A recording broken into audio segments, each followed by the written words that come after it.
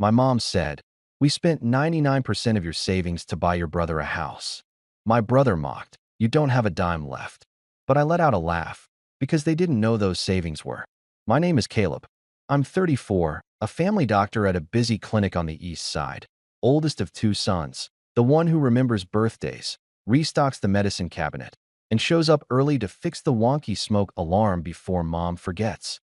I drink my coffee black. I run 3 miles before the sun comes up, and I can tell you the difference between a panic attack and an asthma flare in the time it takes to open a pulse ox. That's my job. Calm in chaos. Fix the thing. Keep everybody breathing.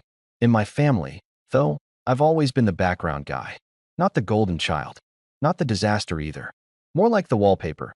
Useful, quiet, easy to lean on. My younger brother, Mason, has the spotlight. He always did. He's the charming one who can borrow your car and return it empty, then make you thank him for the privilege of keeping it running. If there was a curve, it bent around him. If there was a bill, it bent toward me. I didn't notice it at first. When we were kids, he got the new bike. I got you can use his when he's not home. In high school, he got a party for passing algebra. I got a nod for getting into a good college. During med school, when I was calculating how many protein bars I could live on in a week, Mason was figuring it out in a series of jobs that had fancy titles and unpaid training. Somehow, there was always gas money for him and a lecture for me. That became the rhythm. I handled my own business, and, quietly, there's two. Last Sunday, I drove over after my clinic shift because mom had texted family dinner 3 times and then called once while I was stitching a kid's eyebrow. Her voicemail was the usual sing-song guilt and weather report. "It's been forever, honey. Drive safe, cloudy later." The house smelled like lemon cleaner and roast chicken. Dad had the game on mute. Mason was already there in one of those thin hoodies that costs too much and sags after 2 washes. He did that half-hug tap like we were teammates. Mom fussed with napkins like they needed surgery. We ate. Small talk. My schedule. His projects. Mom asked if I was still doing that little clinic thing, like it was a hobby. I swallowed it. You don't go to war over tone. You just pick up the plate and keep moving. After dessert, Mom cleared her throat and glanced at Dad, then at Mason, then at me. She did the thing where she pretends to be brave for everyone. "Caleb," she said, "we need to talk about your savings." I put my fork down. "My what?"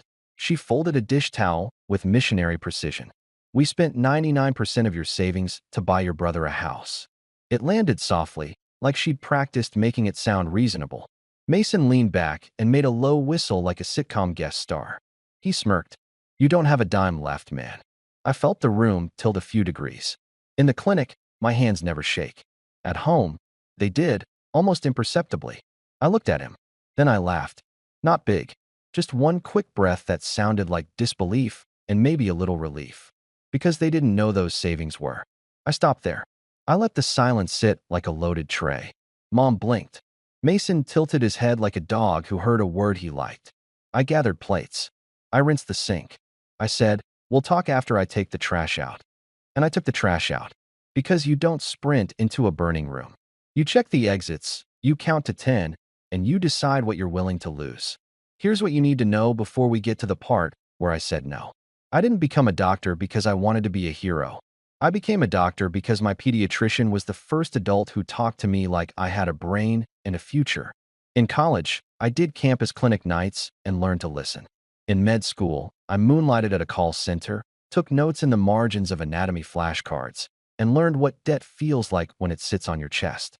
Residency ate 3 years of my life and handed me a coffee habit and 2 vertebrae that click in the winter. I came out the other side with a job, a modest apartment, and a spreadsheet that would make a banker blush. My parents were proud in the way people are proud of the sign in their yard that says, "Protected by Alarmco." They showed me off, but never listened to the alarm.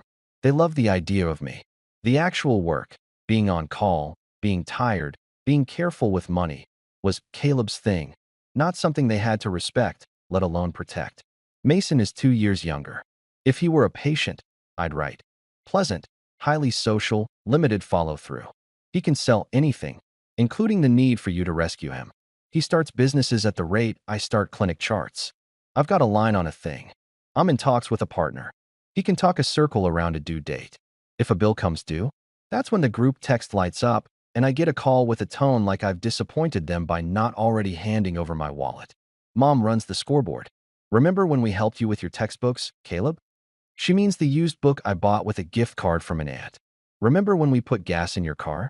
She means the time they borrowed my car and returned it on E, and I filled it the next day. Favored math. Their contributions are multiplied. Mine are invisible. It wasn't one big theft. It was 100 small withdrawals with cute names. Floating you till payday. Can you spot him the fee? It's just this once. When Mason overdraft, I sent $300. When he got a ticket, I sent $212. When he moved, I Venmoed $600 for deposits. Every time, there was a family story attached. He's trying. You know how hard it is out there. Your father and I always help our kids. Your father and I meant me. The ATM with a stethoscope. I kept telling myself boundaries later, after residency, after I paid down the highest interest loan, after the clinic stabilized. But later is code for never when people learn that your no is made of rubber. 2 years ago, I opened 2 savings accounts. One was obvious, my main savings linked to my checking. The other was a separate credit union account with a boring name and no card attached. That second account held the real future. My down payment fund, my emergency cushion, the taxes I pre-skim because I hate surprises. The linked savings, the one they could see when they helped me set up the family budgeting app, was the decoy. It had rules. Keep a cushion for small emergencies. Auto-transfer $150 per month. Nothing that would make them sniff out the real number. Paranoid, my friend Noor from the clinic asked when I told her. I shrugged. Just tired. She shook her head. You need to stop parenting your parents. I laughed, then didn't. The little humiliations stacked up. On my birthday, Mom handed Mason the bigger gift bag. He needs a pick-me-up, she said, as if I were a pilot light that never went out. When I brought upgraded smoke detectors, Dad joked, look at Dr. Moneybags. When I mentioned contributing to my 401k, Mason said, must be nice, like I was bragging about a yacht. Then the asks got louder. 12 months ago, Mom called while I was dictating. I let it go to voicemail. She left a long one. Honey, it's an opportunity. Mason found a house. It's perfect. He just needs help with the down payment. We thought, well, your savings are just sitting there. I didn't call back that night. I ran. I counted my steps. I let the winter air bite my lungs until I could breathe again without clenching my jaw. A week later, I walked into Sunday dinner. Mason had printouts, Zillow links, interest rates. He said escrow like it was a new word he found in the wild. Mom had that look, soft and proud. Your brother finally found a place to put down roots. Dad asked if I'd do the right thing. I asked, what's the number? Mason tapped his sheet. Down is $38,000. Closing, maybe $7,500. We can Venmo you back after my bonus. He said it like a waiter listing the specials. I said no. They froze like someone cut the power. Mom recovered first. Don't say things you'll regret. I said, I'm not regretting a budget. They tried every lever. Guilt. Family helps family. Flattery. You're the only one we can trust. Threat. You'll be sorry when you need us. I left with a to-go container and a headache. After that, I tightened my accounts, changed my app passwords, added 2-factor. I didn't think they'd actually. If you asked me then, I would have said, my family's entitled, not criminal. That was the story I told myself to keep coming to dinner. Then last Sunday happened. We were post-dessert when Mom announced the good news. The house had closed quickly. The agent was a friend of a friend. She said, it worked out perfectly, like the universe had approved a grant. Then she delivered the line about my savings, and Mason delivered the smirk. I washed the plates because busy hands keep the voice in your head from screaming. I looked at the refrigerator magnets while the faucet ran, dentist reminders, a pizza coupon, a photo of Mason holding a set of keys like a commercial. My keys. Our history. Show me, I said finally. Mom blinked. What do you mean? Show me how you did it. She pulled out her phone, then passed it to Dad. He squinted, thumb fumbling the banking app. I watched the path like I watch a pulse. Linked account, transfer limits, family view, that I'd forgotten I'd set up back when I bought them an iPad and made the mistake of being helpful. There it was. A series of transfers from the linked savings across 8 days. $9,000, $6,500, $7,000, $11,000, $8,000. One had a note. For Mason House. You'll be proud. Another had a smiley face. Why didn't you ask? I said. We did. Mom said, as if the word itself were an absolution. You said no. But we knew if you just understood the timing. Mason cut in. Don't be dramatic. It's not like you were using it. He grinned. And now you can be the cool uncle when I host football. I laughed again. A small sound. Because they didn't know those savings were a decoy, a fence, a test I hoped I'd never need. And then I decided we were done testing. I'm not staying for coffee, I said. My voice came out calm. Clinic voice. The one that tells people hard things without lighting a fuse. We're going to undo every transfer you made. Dad crossed his arms. You can't undo a house. Then you can undo it with your money, I said. Not mine. Mom's eyes filled with wet anger. How can you be so cold to your own brother? Mason snorted. It's not that deep. You're making it deep. I took my phone out, opened my credit union app, and slid it across the table so they could see the balance on the real savings account. The number didn't make me rich. It just made me safe. I keep my real savings where you can't touch it, I said. The account you siphoned was a small cushion. The rest is here, under my name alone, with no family view and no helpful features. Mom went pale. You hid money from us. I looked at her. From you? No, from this. I gestured at the phone in Dad's hand, at Mason's hoodie, at the invisible scoreboard that had docked me points since I was 12. From the way you treat my work like a faucet and my future like a pantry. Dad tried to swing it back. You think you're better than us because you're a doctor. I shook my head. I think I'm better than this conversation. Mason stood up fast, his chair scraping. You're overreacting. We'll pay you back, dude. Chill. No, I said. You won't. We will, he insisted. My bonus is coming in March.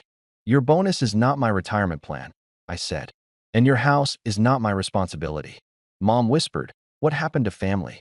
Family, I said gently, asks before taking. Family replaces what it breaks. You took. You mocked. And now you want kindness without accountability. I picked up my keys. Here's what's going to happen. Tomorrow, I'll send you a detailed message with 3 options. Repayment plan, immediate wire from your own accounts, or we involve the bank and the police. You have 72 hours to choose. After that, I take it out of the family chat and into paperwork. Dad's face flushed. You wouldn't dare. This isn't about revenge, I said, and I watched Mom blink at the word like it burned. This is about closure. I am closing the part of my life where you treat me like an open tab. Mason laughed again. Smaller this time. You're not serious. I pulled the front door open. The hallway smelled like bleach and roast and the end of something.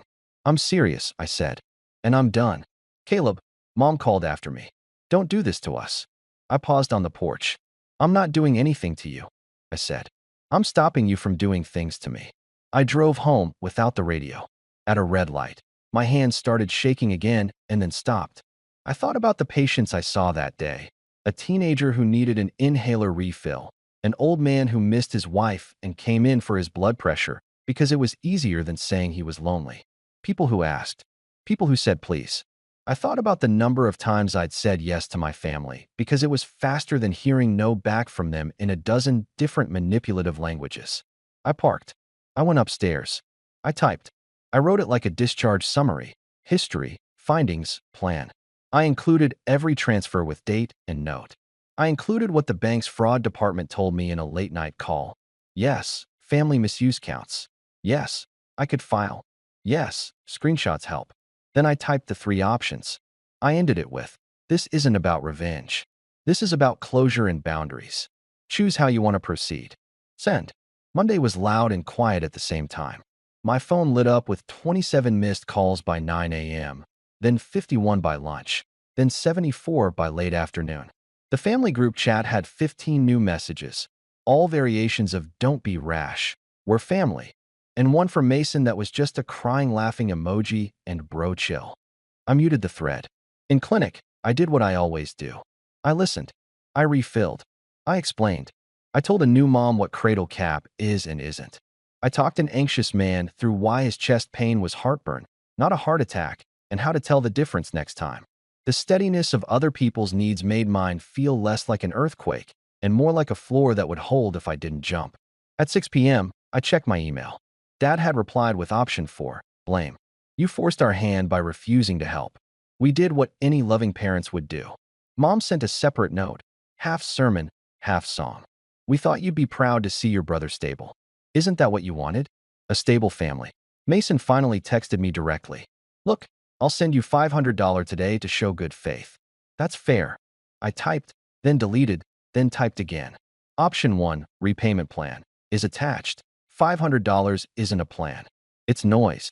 He wrote back, Dude, you're a doctor. You're fine. I stared at the screen. That sentence is the thesis of my family's approach to me. You're fine. You don't need. Your no doesn't count because your yes comes with a salary.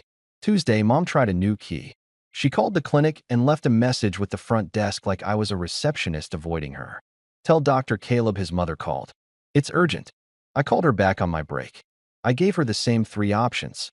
She cried. She did the silent cry where the air turns into a stage. We raised you, she whispered. You fed me and housed me. I said, I'm grateful. That doesn't entitle you to steal from me as an adult. Steal? She repeated, like the word itself was indecent. We borrowed. You didn't tell me. I said, that's not borrowing. Wednesday morning, a wire hit my account from Mason, $500 again. The note said, first of many LOL. I forwarded the email chain and my spreadsheet to my bank contact and asked them to proceed. I didn't write LOL. At noon, Dad called from a number I didn't recognize. Your mother is sick over this, he said. Your grandmother would be ashamed of you. My grandmother taught me to lock my door at night, I said. She also taught me to pay back what I owe. He hung up. After work, I changed my locks even though they didn't have a key. It was symbolic and a good excuse to talk to a neighbor I like. I canceled the Family View account completely, called the bank to add a verbal password, moved the cushion money back to checking, closed the decoy savings, and set up a new small account at the credit union with a name like Utilities. I picture-proofed my life. That night, Noor came over with takeout and a look that said, I'll listen, I won't fix. She asked how my day went. I told her the numbers and the words. She nodded. Good job, she said. You're doing the boring, hard thing. That's growth. I laughed. Growth is expensive. She raised an eyebrow. Says the guy who itemized his trauma and sent it in a PDF. Thursday morning, I woke to a wall of texts from extended family. An aunt I haven't seen in 6 years called me cruel. A cousin wrote, Not everything has to be about money, man. No one asked what happened. They just repeated the version my parents fed them. Caleb is hoarding. Mason is trying. Parents are saints. I did something petty and then decided it wasn't petty. It was clear. I sent the same email with the same spreadsheet to anyone who texted me an opinion. I didn't add commentary. I didn't add adjectives. Just dates, amounts, and the 3 options. The flood slowed. 2 people apologized privately. Everyone else went quiet, which is what happens when facts click a switch they were using to keep their house warm. Friday, Mason called. I let it ring out. Then he called again and again until the missed call counter hit 12. Then he sent a voice memo, so long it split into 3 files. It was all the stages, jokes, blame, bargaining. I was going to pay you back. And then, finally, the truth. Okay, I can't cover it, he said small. If we undo the transfer, I lose the house. I sat with that. The house he bought with my money. The house Mom staged with my father's righteousness and a smiley face in a banking note. I'm not foreclosing you, I said when I called him back. The bank will decide what happens if you can't pay. That's how choices work. You're my brother, he said. I still am, I said. I'll be your brother again when your version of brother isn't the same thing as benefactor. He went silent. You really called the bank? Yes, I said. And the police. There's a report on file in case we need it. I'd rather not need it. He hung up. 5 minutes later, $7,500 hit my account from Mom with a note. We are choosing option 2. An hour after that, Dad sent $6,000. Then my aunt, the loud one, texted, You're tearing the family apart. I forwarded her the PDF. By Sunday, I had $21,000 back. By Tuesday, $37,000. On Wednesday, at 11:53 p.m., $4,500. The subject line on Mom's last email. There. Are you happy? I replied, I'm relieved. I'm not happy. I didn't gloat. I didn't drop a told you. I didn't drive by Mason's new house. I didn't screenshot the bank app and post it. I made oatmeal. I finished my charts. I watered the plant, nor says I keep alive out of spite. I slept without clenching my teeth. And I wrote a new rule on a sticky note and stuck it to my fridge. If they ask for money, say no once. If they ask again, say no and leave. Here's the part one wish someone had told me at 22 when I was buying secondhand scrubs and explaining to my parents that resident didn't mean temporary doctor. You can love people and still lock your door. You can be generous without being harvested. You can be calm, kind, and clear, and if they call that cruelty, it doesn't turn your clarity into a crime. Boundaries are not betrayals. Boundaries are the quiet promise you keep to the future version of yourself who has to live with the results. I'm still a doctor. I still show up early. I still carry granola bars in my bag in case a patient faints or a nurse forgets lunch. I still text my mom pictures of the sky when it's pretty because she loves clouds. I still want good things for my brother. But I will not finance those good things, not even for just this once. They said they spent 99% of my savings to buy my brother a house. He mocked me. You don't have a dime left. I laughed because they didn't know those savings were the decoy, the fence I built after years of being told that my no was negotiable. They didn't know I'd already chosen the quiet kind of freedom, planning, passwords, and the boring courage of follow-through. This isn't about revenge. This is about closure. I meant that. I still do. Closure, for me, looks like knowing exactly where my money is, exactly what I will and won't do, exactly who gets a key to my life. It looks like breakfast that tastes like food and not like a knot. It looks like 0 unread messages in the family group chat because it's muted until I decide to unmute it. It looks like hearing my own voice and recognizing it. I'm not going to let them make me the villain in their story because I stopped playing the ATM in their sitcom. I'm not going to argue with anyone who prefers the version where I'm selfish and they're saints. I don't have the time. I have charts to close and a jog before sunrise and a plant that is, somehow, still alive. I'll say it once more, out loud, because it helps. I won't let anyone take from me what I need to live, and I won't apologize for protecting the life I built. I am not angry. I am done. And done is peaceful. If you've been the wallpaper in your own house, if you've been the faucet, the open tab, the cushion, here's your script from a man who used to think clarity required a monologue. It doesn't. It's 3 sentences. No, that doesn't work for me. This isn't about revenge. This is about closure. Then you turn off the light. Then you sleep. Then you wake up and live the life you paid for, alone, if you have to, but finally yours.